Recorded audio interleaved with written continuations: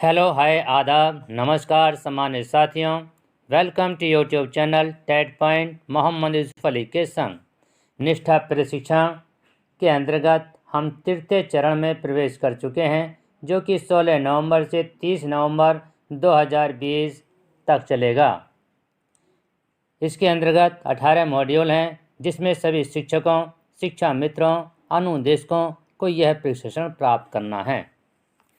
अपेक्षा करता हूं कि आपको यह वीडियो पसंद आएगी। पसंद आने पर लाइक करें, सब्सक्राइब करें, बेल आइकन को प्रेस करें ताकि नोटिफिकेशन आपको सबसे पहले प्राप्त हो सके। और हाँ, शेयर भी करें, क्योंकि शेयर करने से ज्ञान घटता नहीं, ज्ञान बढ़ता है। अब हम कुछ इस मॉड्यूल के विषय में आपको बताना चाहते हैं। इस मॉड्यूल में विद्यालय आधारित आकलन SBA स्कूल बेस्ड असेसमेंट से संबंधित विभिन्न पहलू शामिल हैं, जिन पर सभी हितधारकों, विशेषकर शिक्षकों द्वारा विचार किया जाना महत्वपूर्ण है। यह मॉड्यूल परीक्षा के रूप में आकलन की पृष्ठभूमि और देश में सतत एवं व्यापक मूल्यांकन CCE और विद्यालय आधारित आकलन SBA को उजागर करता है। यह इस बात का सुझाव देता है कि बच्चों में परीक्षण और परीक्षा की बाहरी केंद्रीकृत और कठोर प्रक्रिया से संबंधित भय के तत्वों को कम करने के लिए विद्यालय आधारित आकलन में पाठ्यचर्या और परीक्षा में सुधार कैसे लाया जाए। मानदंड और आकलन के उद्देश्य पर प्रकाश डालते हुए मॉड्यूल उन रणनीतियों का विवरण देता है जिनका उपयोग विद्यालय आधारित आकलन के लिए किया जा सकता है। अब हम चलते हैं आज की वीडियो की तरफ। आज की वीडियो है हमारी का शीर्षक है निष्ठा प्रशिक्षण मॉड्यूल 7। निष्ठा प्रशिक्षण मॉड्यूल 7 पर आधारित प्रश्नोत्तरी। निष्ठा प्रशिक्षण मॉड्यूल 7 के मध्य आई गतिविधि की प्रश्नोत्तरी। और आज के मॉड्यूल का नाम है हमारा यूपी विद्यालय आधारित आकलन Uttar Pradesh school based assessment. एक चीज़ हम बताना चाहेंगे आपको कि हमने इस वीडियो को 2 पार्टों में विभाजित किया हुआ है। प्रथम में मध्य में आई गतिविधि पर आधारित प्रश्नोत्तरी और सेकंड पार्ट में अंतिम प्रश्नोत्तरी। तो चलते हैं हम अपने फर्स्ट पार्ट की तरफ। पार्ट फर्स्ट, गतिविधि पर आधारित। गतिविधि 2, अपनी समझ की जांच करें और अपनी समझ की जांच करते हुए सही विकल्प पर हमें टिक करना है, सही सेलेक्ट करना है। तो इसका है सीखने के लिए मूल्यांकन में सामग्री पाठ्यक्रम अपेक्षाओं का मूल्यांकन किया जाता है। इसका सही ऑप्शन है ऑप्शन ए गलत, ऑप्शन बी सही। तो इसका सही ऑप्शन है ऑप्शन ए गलत। प्रश्न नंबर 2 है हमारा पोर्टफोलियो परीक्षणों और परीक्षाओं, प्रदर्शनियों, उपलब्धि प्रस्तुतियों, सिमुलेशन सीखने के रूप में मूल्यांकन के उदाहरण हैं। इसका सही ऑप्शन है ऑप्शन ए गलत, ऑप्शन बी सही। तो इसका सही ऑप्शन है ऑप्शन ए गलत। प्रश्न नंबर 3 हमारा स्वयं मूल्यांकन और सहकर्मी मूल्यांकन कौशल का विकास सीखना के मूल्यांकन में आता है। तो इसका सही ऑप्शन है सही है ऑप्शन ए गलत, ऑप्शन बी सही। तो इसका सही ऑप्शन होगा ऑप्शन ए गलत। प्रश्न नंबर 4 है सीखने के लिए मूल्यांकन में शिक्षक अपनी योजनाओं को समायोजित करते हैं और सुधारात्मक शिक्षण में संलग्न होते हैं। तो इसका सही ऑप्शन है ऑप्शन ए गलत, ऑप्शन बी सही। तो इसका सही ऑप्शन है ऑप्शन बी सही। प्रश्न नंबर 5 है इस गतिविधि का अंतिम प्रश्न शिक्षक और छात्रों दोनों मूल्यांकन के रूप में सीखने में निरंतर प्रगति का निरीक्षण और प्रक्रिया के बारे में समीक्षा करते हैं। तो इसका सही ऑप्शन है ऑप्शन ए गलत, ऑप्शन बी सही। तो इसका सही ऑप्शन होगा ऑप्शन बी सही। फिर से नंबर आगे बढ़ने से पहले पार्ट फर्स्ट गतिविधि 6 अपनी समझ की जांच करें सही विकल्प चुनकर। तो गतिविधि पर आधारित ये गति है और हम चलते हैं सेकंड प्रश्नोत्तरी की तरफ। प्रश्न नंबर 1 है इसमें, शिक्षार्थियों को अपने स्वयं के कार्यों के साथ साथ अपने साथियों के मूल्यांकन के लिए पर्याप्त अवसर नहीं दिए जाने की आवश्यकता है। तो इसका सही ऑप्शन है ऑप्शन ए सही, ऑप्शन बी गलत। तो इसका सही ऑप्शन है ऑप्शन बी गलत। फिर से नंबर सेकंड है हमारा, रूब्रिक्स में गैर लचीलेपन और अनुकूलनशीलता होती है जो बहुत कम और अन्य मूल्यांकन उपकरण के पास होती है। तो इसका सही ऑप्शन है ऑप्शन ए सही, ऑप्शन बी गलत। तो इसका सही ऑप्शन है ऑप्शन बी गलत।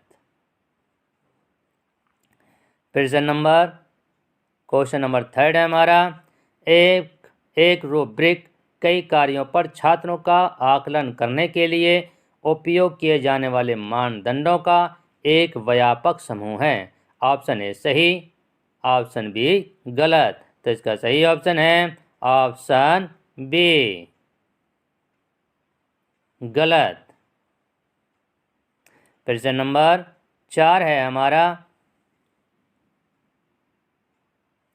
क्षेत्र का दौरा सर्वेक्षण कला कार्य जैसे मॉडल बनाना, रंगोली बनाना, प्रयोग परियोजनाएं आदि समूह कार्य की मांग करते हैं और प्रक्रिया कौशल के साथ साथ सामाजिक कौशल का आकलन करने के लिए उत्कृष्ट अवसरों के रूप में उपयोग किया जा सकता है।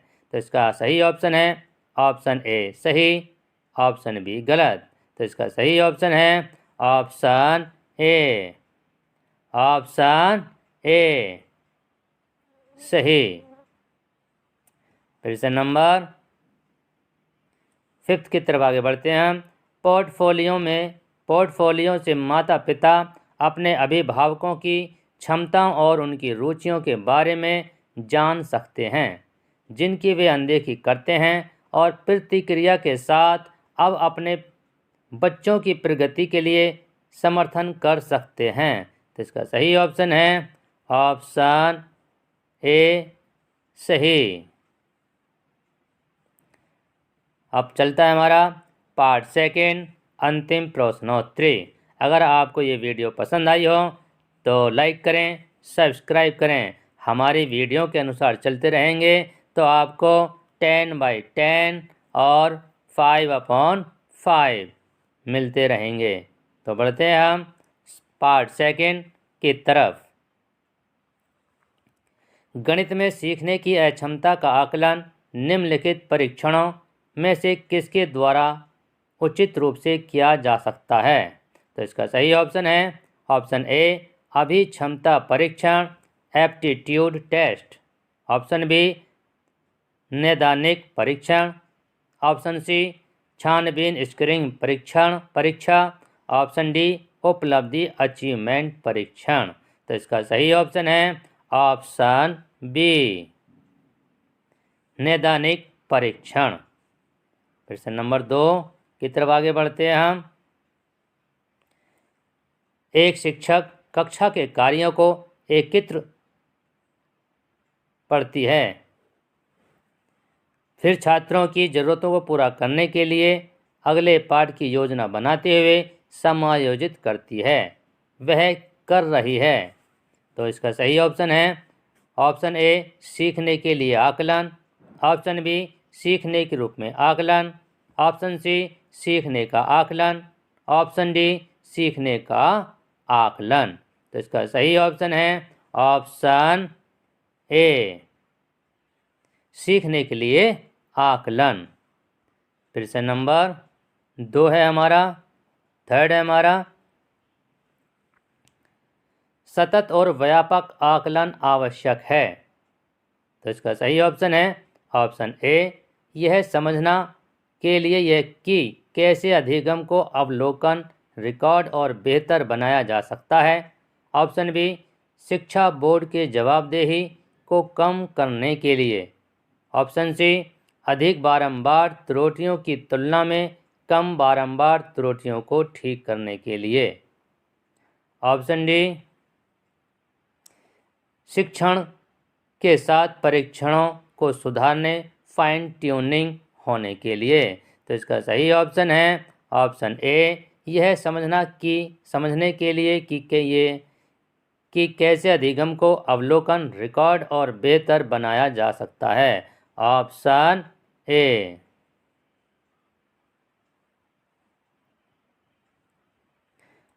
प्रश्न नंबर 4 है हमारा। अगर आपको वीडियो पसंद आई हो या कोई भी क्वेश्चन पसंद आया हो तो लाइक करें, सब्सक्राइब करें। प्रश्न नंबर 4 है हमारा। निम्नलिखित में से कौन सा एक उपयुक्त प्रारंभिक आकलन कार्य नहीं है। ऑप्शन ए, खुले ओपन एंडेड प्रश्न। ऑप्शन बी, परियोजना। ऑप्शन सी, अवलोकन।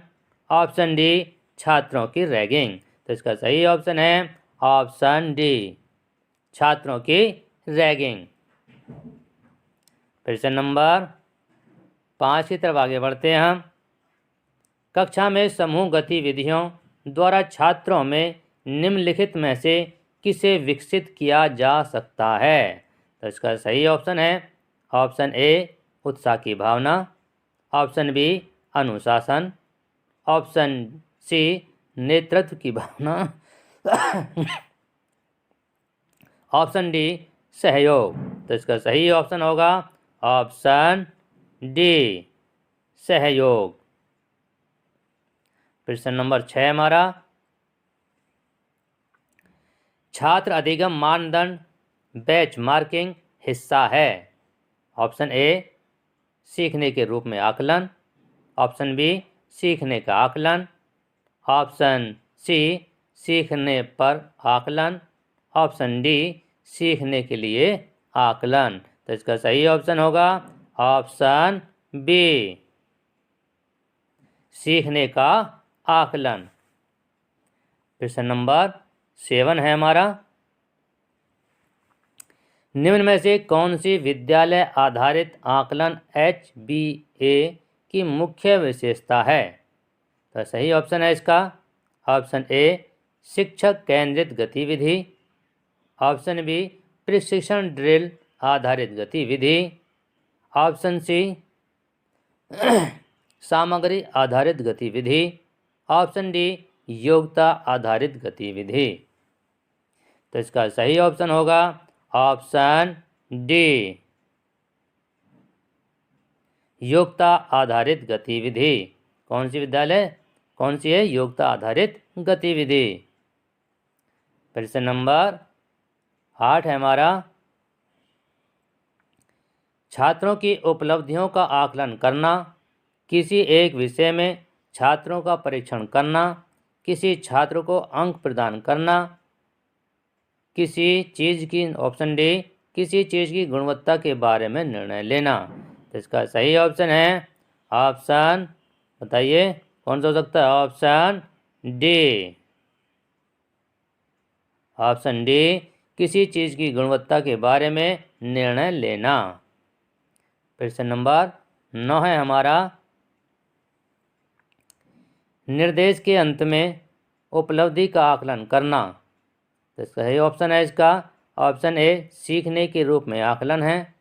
ऑप्शन बी, सीखने के लिए आगमन। ऑप्शन सी, नैदानिक आकलन। ऑप्शन डी, सीखने का आकलन। तो इसका सही ऑप्शन है ऑप्शन डी, सीखने का आकलन। प्रश्न नंबर 10 है हमारा। अगर आपको ये वीडियो पसंद आ रही हो, कोई भी क्वेश्चन अच्छा लगा हो तो लाइक करें और सब्सक्राइब अवश्य करें। अधिगम का अनुवीक्षित हिस्सा है। ऑप्शन ए, सारांशित आकलन का। ऑप्शन बी, रचनात्मक आकलन का। ऑप्शन सी, सीखने का आकलन का। ऑप्शन डी नैदानिक आकलन का। तो इसका सही ऑप्शन है ऑप्शन बी। ऑप्शन बी रचनात्मक आकलन का। अगर आपको ये वीडियो पसंद आई हो तो लाइक करें, सब्सक्राइब करें और शेयर करें। TET point by Mohammad Yusuf Ali. धन्यवाद, शुक्रिया, थैंक्स।